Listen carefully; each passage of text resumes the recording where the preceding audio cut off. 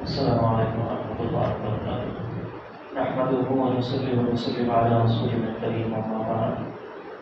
فقد قال الله تبارك وتعالى: وأنذر عشيرتك الأقربين. وقال نبينا صلى الله عليه وسلم: كلكم راع وكلكم مسؤول عن رعيته والأمير راع والرجل راع على أهل بيته والمرأة راعية على زوجها وولدها كلكم راع وكلكم مسؤول عن رعيته أو كما قال نبينا صلى الله عليه وسلم. بزرگان محترم عزیزان گرامی، مسلم معاشرے کی اصلاح کی فکر یہ ہر ایک کو دامنگیر ہے. سب فکر مند ہیں، متفکر ہیں کہ معاشرے میں اصلاح کیسے ہو اور اس پستی سے ہم کیسے نکلیں. اس کے لیے مختلف شعور بیداری کے اجلاس و بیانات اور کوششیں ملک کی سطح پر، ریاستی سطح پر، گاؤں اور چھوٹی مسجدوں کے سطح پر بھی لوگ کام کر رہے ہیں. یقیناً اس وقت میں امت مسلمہ کا حال بالکل دیگر وہ ہیں، پستی کی طرف ہے، مختلف حالات کا سامنا ہے. امت ان حالات سے گزر رہی ہے یقینی طور پر، اور بہت فکر کی ضرورت ہے. تعلیمی حوالے سے، تربیتی حوالے سے، ایمانی حوالے سے، اخلاقی حوالے سے انحطاط پر ہے. انسانی حقوق جو ہیں، ایک انسان ہونے کے ناطے جن چیزوں کی ضرورت ہے ان چیزوں کے اندر بھی کمی پیدا ہو رہی ہے. انسان ہونے کے ناطے ایک انسان کو دوسرے انسان کی جان کی حفاظت کرنی چاہیے. ایک انسان کو انسان ہونے کے ناطے مال کی حفاظت کرنی چاہیے، اپنے بھی دوسرے کی. ایک انسان کو انسان ہونے کے ناطے اپنے اور دوسروں کی عزت کی حفاظت کرنی چاہیے. لیکن یہ انسانی اقدار، یہ یعنی ہیومن ویلیوز پر بھی مسلمان پورے نہیں اتر رہے، وہ اس کے اندر بھی انحطاط پایا جا رہا ہے. ایک خوشحال اور ترقی یافتہ بڑے مالدار لوگوں کے درمیان میں ایک شخص خودکشی کر رہا ہے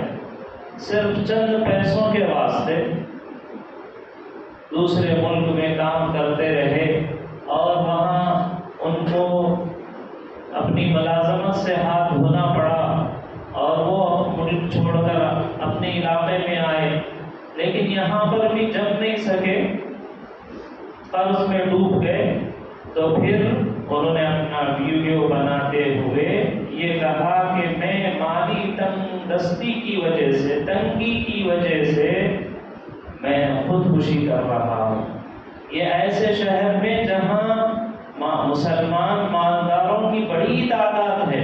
جن کے یہاں یعنی مال کتنا ہے اس کی تعداد بھی نہیں معلوم ہوگی، کتنے لاکھوں کروڑوں کے وہ مالدار ہیں، یا روزانہ کتنے لاکھ ان کی آمدنی ہے یہ ان کو پتہ نہیں ہوگا. ایسے خوشحال علاقوں کے مسلمان خودکشی کر رہے ہیں، لیکن ہم کو معاشرے کی فکر نہیں ہے، محلے کی فکر نہیں ہے، خاندان کی فکر نہیں ہے، ان کی غربت کو دور کرنے کی فکر نہیں ہے. پورا کا پورا خاندان آٹو چلانے والا ہے اور وہ لاک ڈاؤن کی وجہ سے اس کا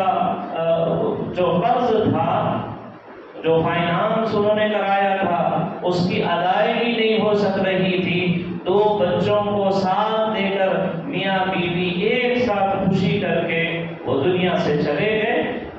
یہ معاشرے کے لحاظ سے، ہم قوم و ملت ہونے کے لحاظ سے ہم سب کو اس بات کی فکر کرنی چاہیے کہ ہمیں ان لوگوں کی فکر کرنا چاہیے. ہم اگر فکر کرتے ہیں تو بہت سے بہت اگر کسی کا انتقال ہو جائے تو اس کے گھر پہ تھوڑا کھانا بھیجا دینے کی فکر کرتے ہیں۔ جب آدمی زندہ ہوتا ہے تو اس کو کھانا نہیں کھلاتے ہیں، جب وہ کپڑے پہننے کی استطاعت رکھتا ہے تو اس کو پہناتے نہیں ہیں، لیکن جب انتقال ہو جائے تو چادروں پر چادریں چڑھاتے ہیں، کھانوں پر کھانا کھلا رہے ہیں۔ وہ ایک آپ نے یقیناً وہ واٹس ایپ پر نشر کرنے والی تحریر پڑھی ہوگی کہ ایک گھر کے اندر ماں باپ اور دو چھوٹے بچے ہیں، والد بہت قسم پرسی میں بیماریوں میں اس کا سامنا کرتے کرتے ایک وقت آیا کہ ان کا انتقال ہو گیا۔ تو انتقال کا دن تھا، لوگوں کو معلوم ہوا اور ان لوگوں نے، محلے والوں نے، سب نے فکر کی، گھر کھانا بھیجایا گیا، لیکن چند دنوں کے بعد پھر سے لوگ ان کو فراموش کر دیے، بھول گئے، ان غریبوں کو کھانا نہیں مل رہا۔ اب ماں ہے، بیٹا بیٹی ہے، پھر ایک مرتبہ اس بھائی کو بخار شدید ہو گیا، تو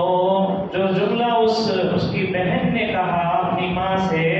کہ امی میرے بھائی کا انتقال کب ہو جائے، کب مر جائے گا یہ میرا بھائی، جو بخار سے جوجھ رہا تھا، بخار کا سامنا جو کر رہا تھا، اور بھوک اور فاقہ کشی کی وجہ سے سارا خاندان پریشانی کا سامنا کر رہا تھا۔ ایسے وقت میں معصوم بہن کے منہ سے یہ بات نکل رہی ہے کہ امی جان بھائی کا انتقال کب ہو جائے گا؟ تو ماں نے پوچھا بیٹا بھائی کے انتقال کی کیوں فکر کر رہی ہو؟ تو وہ چھوٹی معصوم بچی کہنے لگی امی جان بھائی کا انتقال ہو جائے گا تو لوگ کھانا بھیجائیں گے، تو کھانا کھا کر پیٹ بھرے گا، اس وجہ سے میں چاہ رہی ہوں کہ میرے بھائی کا انتقال ہو جائے۔ جہاں اس واقعے سے اس خاندان کی قسم پرسی، تنگدستی، فاقہ کشی معلوم ہو رہی ہے، وہیں معاشرے کی انتہائی گھٹیا سوچ بھی اس سے معلوم ہو رہی ہے۔ جب تک معاشرے میں غریب غربا ہیں، زندہ ہیں، تو ان کی فکر ہم کو نہیں ہوتی، ہم کو اس وقت میں فکر ہوتی ہے جب ان کے جنازے اٹھ جاتے ہیں، ہم کو اس وقت میں فکر آتی ہے ذہن میں جب بچیاں غیروں کے ساتھ نکاح کر کے ہندو دھرم قبول کر لیتے ہیں، تب جا کے کوئی فکر ہوتی ہے، یا چند افسوس کے جملے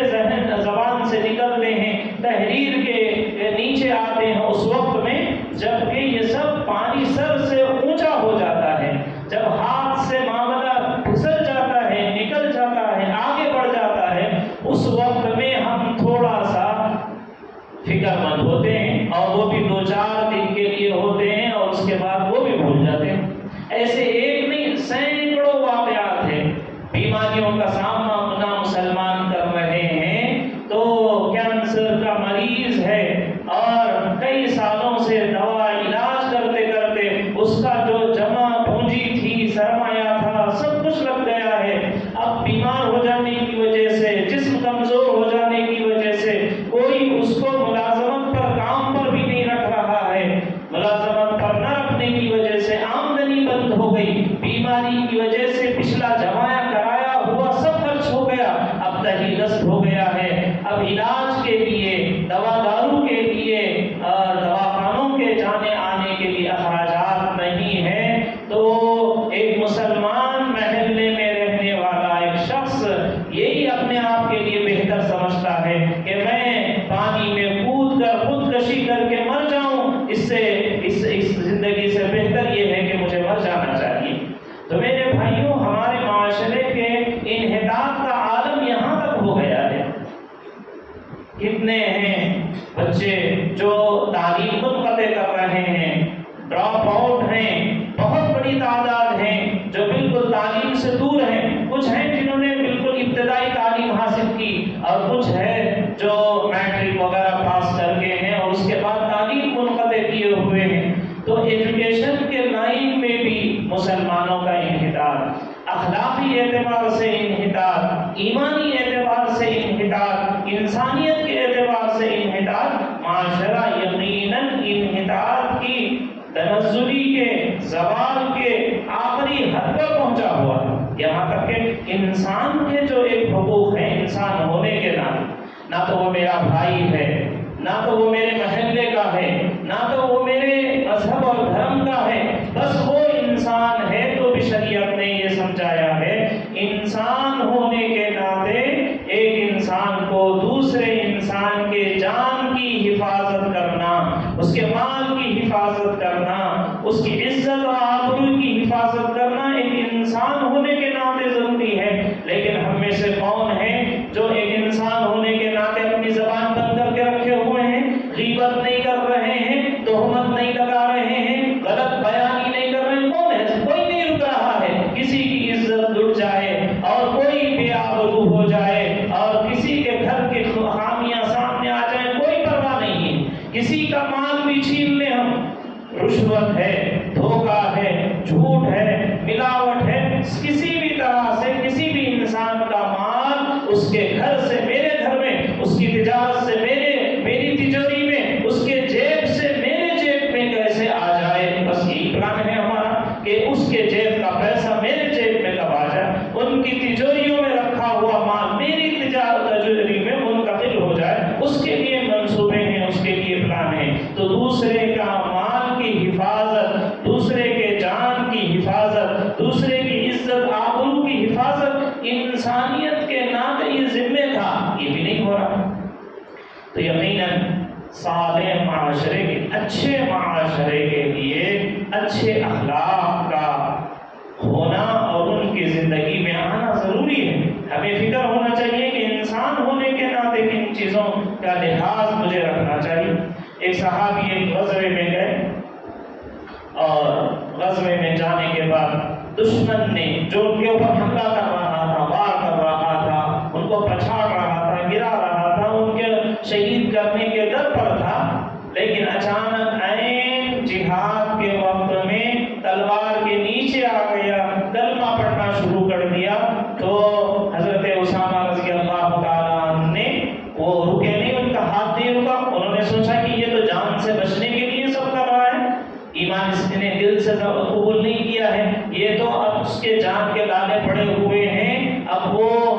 مر جائے گا، اس وجہ سے کلمہ پڑھ رہا ہے، یہ خیال سے ان کا ہاتھ نہیں رکا اور انہوں نے ان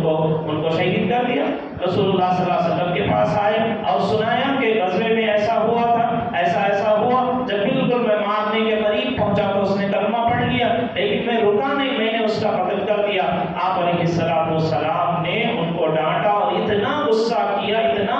کیا، وہ صحابی کہتے ہیں کہ میں تو یہ سوچنے لگا کاش کہ آج سے پہلے میں مسلمان ہی نہیں ہونا چاہیے تھا،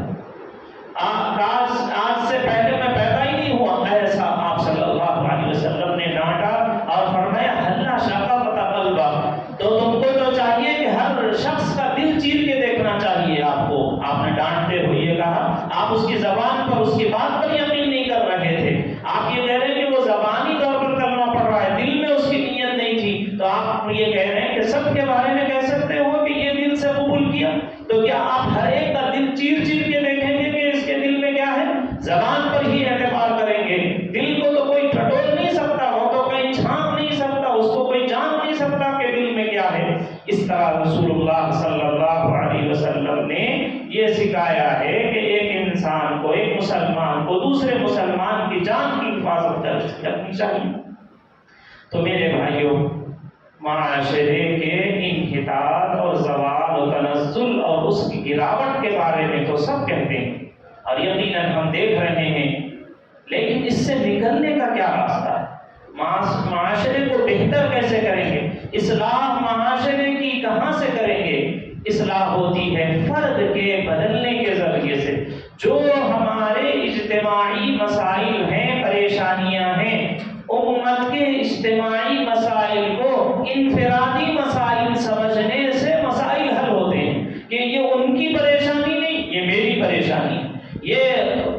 مسلمانوں کا نہیں، یہ میرا مسئلہ ہے۔ تعلیم میں انحطاط یا تعلیم میں پستی یا تعلیم میں پیچھے رہنا یہ پوری قوم کا نہیں، میرا پرابلم ہے، میں اپنے تعلیم میں ترقی کیسے لاؤں گا، میں یہ قرضوں میں ڈوبی ہوئی امت، تو یہاں سے ابتدا کریں کہ میں جس کو ادا کرنا ہوں اس کو دینے کی کوشش کرنا۔ اللہ کے رسول صلی اللہ علیہ وسلم جب دنیا میں تشریف لائے اور بالکل حالات ایسے اتنے خطرناک تھے، جہالت اور پستی کا یہ عالم تھا کہ اس کو زمانے کو ہی دور جاہلیت کہا جاتا تھا۔ اس دور میں آپ علیہ السلام تشریف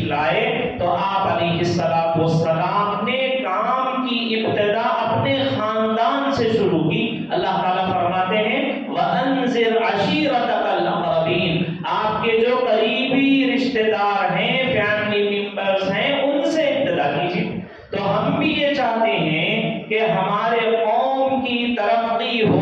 हमारे कौम के माशरती एतबार से बुलंदी मिले, हम ज़वाल से तरक्की और उरूज की तरफ आए, तो हम में से हर एक को अपने खानदान की फिक्र करनी चाहिए।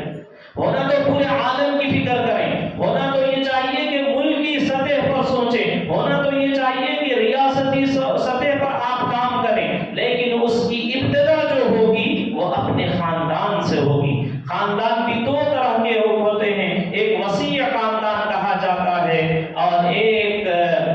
यानी छोटा खानदान समझा जाता है, जिसमें एक शख्स, उसकी बीवी और उसके बच्चे हैं, ये छोटा खानदान है। तो हाँ, छोटे खानदान हो या वसी खानदान हो, कि भाइयों की फैमिली को सोचा जाए, बहनों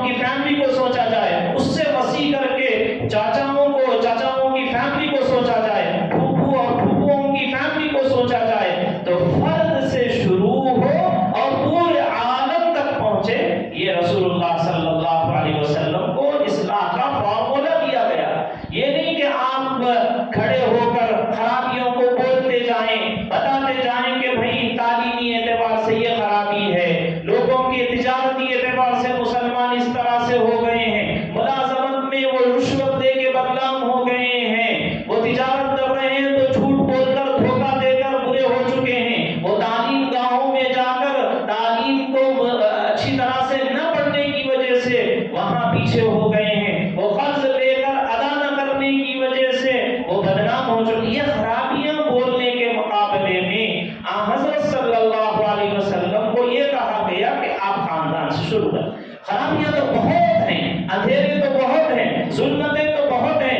नाफरमानियां तो बहुत हैं, लेकिन उसके मुकाबले में करने का काम ये है कि आप अपने घराने से शुरू कीजिए। हदीस में आता है कि जब ये आयत नाज़िल हुई तो रसूलुल्लाह सल्लल्लाहु अलैहि वसल्लम ने अपने खानदान के सारे लोगों को एक खाने पर दावत दी, उनको जमा किया, जमा करके फिर उनसे अहवाल लिए। फिर हुजूर अलैहिस्सलातु वस्सलाम ने कहा कि देखो, मैं तुम्हारे माल का हिस्सेदार होना नहीं चाहता,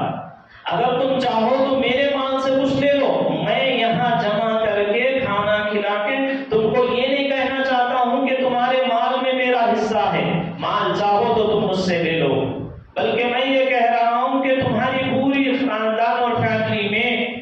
कोई शख्स ऐसी बेहतर बात लेकर नहीं आया है जितनी बेहतर बात मैं लेकर आया हूँ, और वो ये है कि दुनिया आखिरत की कामयाबी लेकर मैं आया हूँ, मुझे तुम मजबूत करो, मैं तुम्हारी दुनिया और आखिरत बना दूंगा। जितुकुम लिखैरिद दुनिया व करामतिल आखिरह, मैं दुनिया आखिरत की बेहतरी लेकर तुमको आया हूँ, तुम इसको कबूल कर लो, तुम्हारी कामयाबी होगी। तो जिन लोगों ने हुजूर अलैहिस्सलातु वस्सलाम की उन बातों को कबूल किया, उनको तरक्कियां हुई, और जिन्होंने उस वक्त में इनकार किया, रद्द किया और आप सल्लल्लाहु अलैहि वसल्लम पर शक किया और आपके साथ गुस्ताखी की, वो हमेशा के लिए जहन्नम रसीद हो गए। तो मेरे भाइयों, हुजूर अलैहिस्सलातु वस्सलाम की इस सीरत से ये मालूम होता है, कुछ भी आप इनकलाब करना चाहते हैं, कुछ भी आप तब्दीली और चेंजेस लाना चाहते हैं, आपको दिख रहा है कि माशरा खराब हो रहा है, हमारी नस्लें बर्बाद हो रही है, ये खराबियां हैं, ये खराबियों की लिस्ट तो आपके पास ऑलरेडी मौजूद है, उसे बोलने की जरूरत नहीं है। मैं ये बोलना चाह रहा हूँ, प्रॉब्लम्स बोलना नहीं चाह रहा, सॉल्यूशन क्या है, उसका हल क्या है, इस पस्ती से हम कैसे निकलेंगे, उसका पहली सीढ़ी और उसका पहला कदम क्या होगा। उसका पहला कदम ये होगा कि मैं अपने खानदान की फिक्र करूंगा। आप छोड़ दीजिए महल्ले की फिक्र, फिलहाल आप छोड़ दीजिए शहर की फिक्र, आप छोड़ दीजिए मुल्क के मुसलमानों का क्या होगा, उनकी सियासी मुस्तकबिल का क्या होगा, उनके माशी मुस्तकबिल का क्या होगा, और उनकी रूहानी मुस्तकबिल का क्या, ये मुल्क का, कौम का सोचना छोड़ दीजिए, करिए ये भी, लेकिन इब्तिदा अपने घर से, इब्तिदा अपने खानदान से, कि मैं अपने खानदान के बच्चों की तंगदस्ती, अगर वो गरीब हैं तो वो गुर्बत से कैसे निकलें, वो बस्ती में کے ایمان کی، ان کے اخلاق کی، ان کے معاشرت کی، ان کی تجارت کی، ان کو ہم مضبوط کیسے کریں، ان کو ترقی کیسے دلائیں، اس میں ڈیولپمنٹ کیسے لائیں، ان کے اندر خرابیاں ہیں تو کیسے دور کریں، اس کی اگر ہر شخص اپنے خاندان کے لیول پر پیدا کرے، کوشش کرے گا تو بہت جلدی، جیسے رسول اللہ صلی اللہ علیہ وسلم نے خاندان کی ڈوری پکڑ کر اس ابتدا کو لے کر اس نقطۂ آغاز، اگر نقطۂ آغاز نہیں ملے گا تو انتہا کی منزل تک بھی انسان نہیں پہنچ سکتا۔ تو نبی علیہ السلام کا نقطۂ آغاز یہ تھا۔ پھر انسانیت نے دیکھا کہ آپ نے جو تبدیلیاں لائی ہیں، غزوہ یرموک کا موقع ہے، جنگ یرموک چل رہی ہے، کیسی تبدیلی آ گئی تھوڑے ہی دن میں۔ آپ علیہ السلام نے دیکھا کہ تین لوگ موت کے بالکل قریب ہیں، انتقال کے قریب ہیں غزوہ یرموک کے موقع پر، اور ایک صاحب پانی پلانے کے لیے پہنچے ہیں۔ تو جیسے ہی پانی لے کر وہاں پہنچے وہ پہلے صاحب کے پاس، تو بازو سے انہوں نے آواز محسوس کی کہ کوئی اور پانی کا طلبگار ہے، تو انہوں نے پانی پینے کے بجائے پانی پلانے والے سے یہ کہا کہ بازو والے کو پہلے پلا دو۔ تو وہ پانی لے کر دوسرے کے پاس گئے، وہاں جب اس کو پلانے کی کوشش کیے تو اور ایک تیسرے صاحب کی آواز انہوں نے سنی، تو انہوں نے وہ خود پیاسے رہ کر انہوں نے کہا کہ نہیں، وہ بازو سے اور ایک شخص پانی مانگ رہا ہے، پہلے پانی اس کو پلاؤ۔ وہ صحابی کہتے ہیں کہ میں تیسرے شخص کے پاس پہنچا پانی پلانے کے لیے، ابھی پانی پلانا ہی چاہتا تھا کہ وہ اللہ کو پیارے ہو گئے، تو میں جھٹ دوسرے شخص کے پاس آیا کہ کم از کم ان کو پلا دوں، تو وہ بھی جام شہادت پی چکے تھے، تو پھر اپنے چچیرے بھائی، اپنے رشتہ دار کے پاس آئے